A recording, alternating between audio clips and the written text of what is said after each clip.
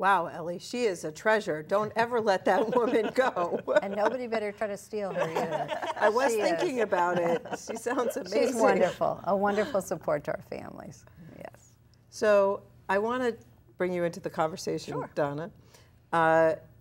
So I think some parents also may worry that their child's going to get labeled, especially if they think, you know, going into the school system, this ESE, this is going to be a problem that's going to follow them the rest of their career. What does it really mean to be in an ESE preschool?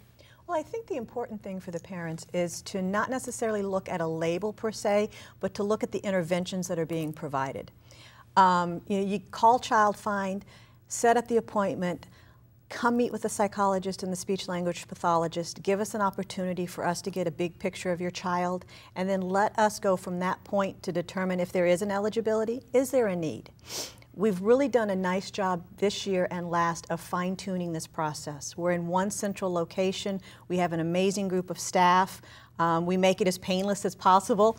What's really nice is once that evaluation happens in that one day, within 10 days we'll have you back. We'll answer all of your questions. We'll have that staffing if it's necessary, and that very afternoon or the next day you can walk your child into a program.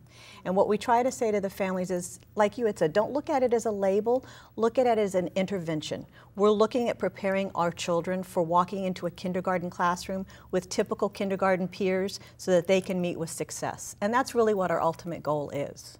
I really have to give kudos to Mr. Runcie. I have to throw that in there because there was a problem with long waiting lists. For those who are watching who may say, oh, I heard about that, it's a nightmare, you can't get in, you wait 10 months. Not anymore. He has really restructured things and put the resources there because he and the board recognize that early intervention is so important.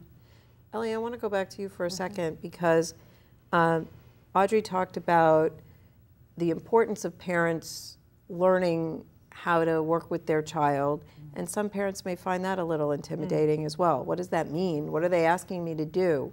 What kinds of activities would it be? Well, what's important when we are beginning to work with a new family is to find out from them, during the course of your day, what are some of the things that cause a concern, a problem? My child, he can't communicate with me. You know, he doesn't have a way to let me know what's going on, and so we have temper tantrums all the time. I can't go to the grocery store because of his behavior. So whatever it is that the family wants to start with, we address that, and we coach the family, we teach the family, as Audrey said, so they can find those teachable moments throughout the course of the day and work with their child at bath time, at bedtime, when it's time to eat, so that really the interventions, the time working with the child grows and grows and grows. So rather than just a half hour with the therapist, it's really all day long, every day, catching the child when they're most ready to learn. And it's really a family-centered approach to the services we provide. I know I had issues with my daughter with her speech. Getting her S's, the tongue placement for the S's. Right. And so we would, you know, whenever it would come, we're at a stop sign. And I said, what is that? And she'd be like, stop sign. Like, no, try it again. You know, where's your tongue supposed to be? So it doesn't have to be a hard, you know, sitting at the kitchen table trying to do flashcards. Natural occurrence is the best. And games, do you have some games to help with? Absolutely. We make it fun because really children, young children, especially birth to 3, learn through play. So it's really, if you think about it, it's a great job for those who are doing early intervention, but it's fun for the families too. And they start seeing progress, they become, you know, engaged, they become hopeful, they understand that they can make a difference in their child's life, and that is so important. And back to that labeling idea. So what happens when they transition from preschool into the school system? And how many would you say that early intervention means that they're ready to just participate in typical classroom with no extra special services? Well, it really depends on the individual child. I can tell you this year we started with approximately 1,700 children in an ESE preschool program in Broward County Public Schools. As of yesterday, we're at 3,417. ESC preschool children in a public school setting. And what's really nice is at this point in time we're going through our matriculation meetings, and we do the same thing. The ESC specialist will have the family come in with the teacher. They'll talk about the child's development from when they started the program as a 3-year-old through their 4-year-old experience, and how can their needs best be met in that kindergarten environment. It might be that they're ready for a regular kindergarten classroom, and that the growth has been such that there is no additional supports or needs. They might go into a regular kindergarten classroom, but maybe need a speech-language pathologist that will work with them either in the classroom in a pull-out service. It just depends on each individual child's development, and we're there to provide whatever additional services might be needed as they transition into kindergarten, or what services might not be needed. That's our ultimate goal.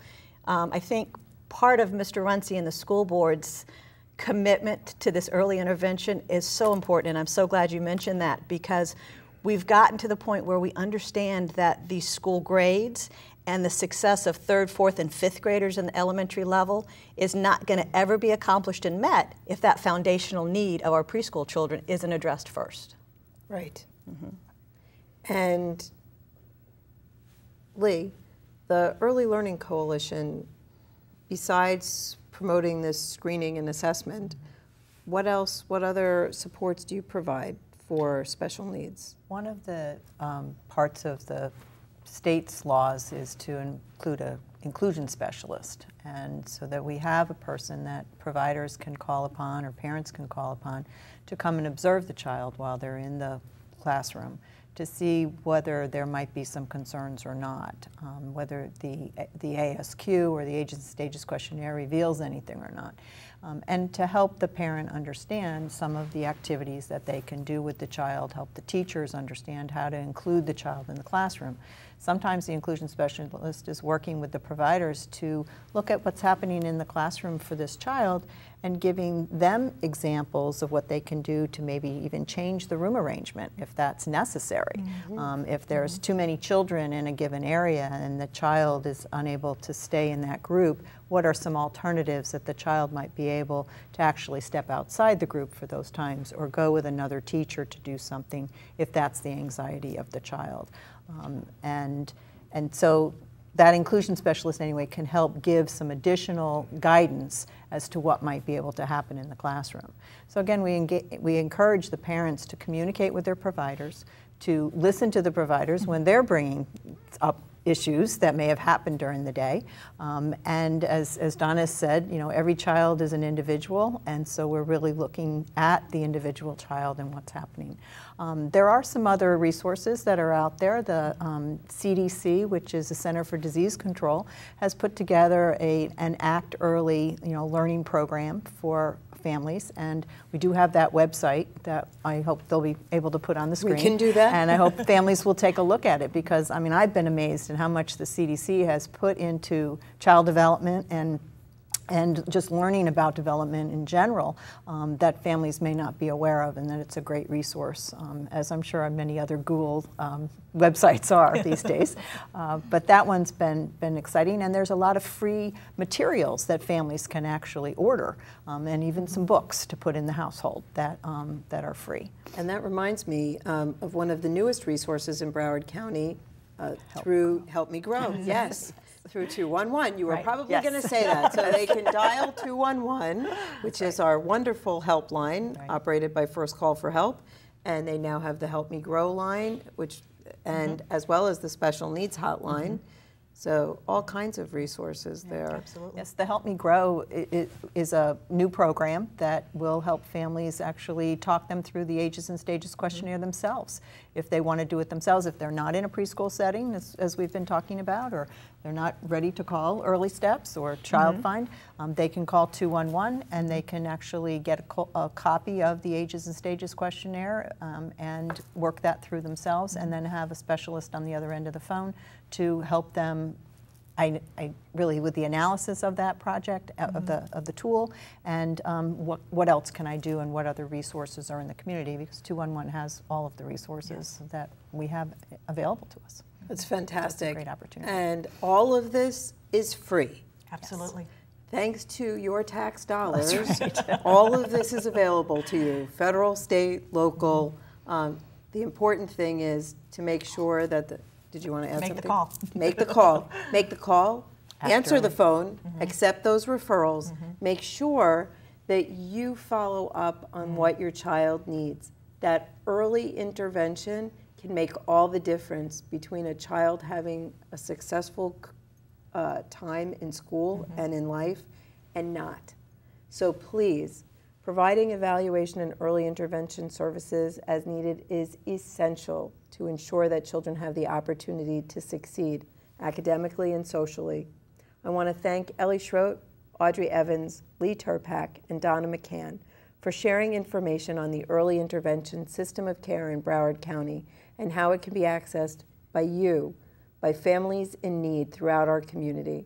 I've been your host, Cindy Ehrenberg-Seltzer, President and CEO of the Children's Services Council of Broward County, where our mission is to empower Broward's children to become responsible, productive adults, capable of realizing their full potential, their hopes, and their dreams. For copies of this program or any other episode of Future First, please call the Children's Services Council at 954-377-1000 or visit www.cscbroward.org. Like us on Facebook, and remember to join us next time on Future First. Focus on Broward's children.